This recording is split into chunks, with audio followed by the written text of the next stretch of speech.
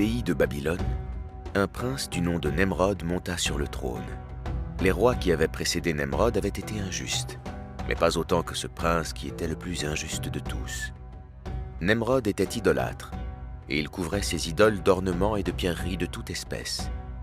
Il avait pour vizir un homme du nom de Téra, également connu sous le nom de Hasar.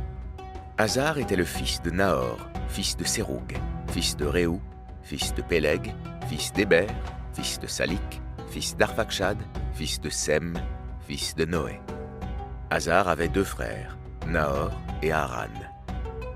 Un jour, les astrologues et les sages allèrent trouver Nemrod et lui dire « Cette année doit naître un enfant qui brisera toutes les idoles dans ton royaume.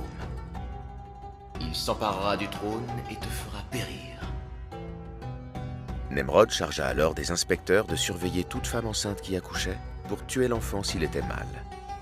La femme d'Hasar tomba enceinte et accoucha en secret.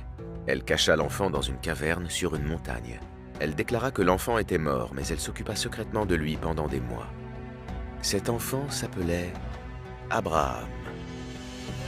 Abraham avait atteint sa maturité plus rapidement qu'un enfant normal.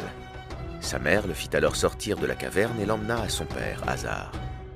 Elle lui raconta son histoire et Hasar conçut dans son cœur de l'affection pour Abraham.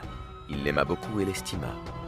Pour le protéger, il raconta au roi Nemrod qu'il s'agissait de son fils qui était parti en voyage et qu'il était de retour. Abraham n'adorait pas les idoles. Quand un soir la nuit l'enveloppa, il observa une étoile et dit « Voilà mon Seigneur !» Puis elle disparut. « Je n'aime pas les choses qui disparaissent. » Lorsqu'ensuite il observa la lune se levant, il dit « Voilà mon Seigneur !» Puis elle disparut. « Ça n'est pas mon Dieu non plus. » Puis il vit le soleil et dit « Voilà mon Seigneur, il est plus grand que les autres. » Puis le soleil se coucha. Il dit alors « Aucun de ceux-ci n'est Dieu. » Puis Abraham reçut la révélation. Et Dieu montra à Abraham le royaume des cieux et de la terre, afin qu'il crût avec conviction. Abraham dit alors à son peuple « Ô mon peuple, je désavoue tout ce que vous associez à Dieu. Je tourne mon visage exclusivement envers celui qui a créé les cieux et la terre à partir du néant. » Abraham appela à Dieu tout d'abord son père, qui adorait, à l'instar de son peuple, les astres et les idoles. Il essaya à travers de nombreuses discussions de lui montrer que ni les astres ni les idoles n'étaient dignes d'être adorés, mais en vain. Son père était trop attaché au culte des ancêtres. Il l'exila quelque temps au grand temple afin que les prêtres l'instruisissent. Lorsqu'Abraham mit le pied dans le temple des idoles, il se mit dans un coin et s'y tint en silence. Les prêtres le traitèrent de fou. Quelque temps passa et vint le moment de la grande fête des idolâtres à l'extérieur de la cité.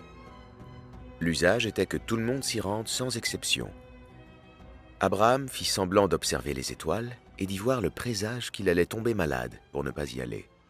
Les prêtres sortirent du temple, firent sortir Abraham et fermèrent la porte du temple. Au moment où les prêtres s'en allaient, Abraham jura « J'ouvrirai la porte du temple et je mettrai vos idoles sans dessus-dessous. » Les prêtres ne firent pas attention, le prenant pour un fou. Lorsqu'il fut seul, il se faufila dans le temple et vit les offrandes que les gens avaient déposées sous les idoles. Il dit « Ne mangez-vous pas? Qu'avez-vous à ne pas parler ?» À l'aide d'une hache, il frappa les idoles et les brisa. Il laissa intacte la plus grande et posa la hache sur l'épaule de celle-ci. Quand les prêtres furent de retour, ils virent le temple et les idoles dans un piteux état. Ils se rappelèrent les paroles d'Abraham et allèrent le dénoncer à Nemrod. Celui-ci dit « Amenez-moi Abraham. Si vous dites vrai, je le punirai comme il l'a mérité. » On amena Abraham. « Est-ce toi qui as ainsi traité nos divinités, Abraham ?» « C'est la plus grande d'entre elles qui l'a fait, car la hache est sur ses épaules. Demandez-leur, ils vous diront la vérité. Tu sais bien qu'elle ne parle pas, Abraham. Malheur à vous. Vous adorez une chose qui ne vous est d'aucune utilité. N'êtes-vous pas raisonnable? Tu seras brûlé. Qu'on lui construise un four et qu'on le lance dans la fournaise. » Abraham fut emprisonné et enchaîné. C'est alors que débuta la construction d'un grand édifice. Lorsque l'édifice fut achevé, Nemrod ordonna qu'on amène du bois. Les gens, qu'ils fussent faibles, malades ou boiteux, allaient tous porter du bois dans le but de venger leur divinité.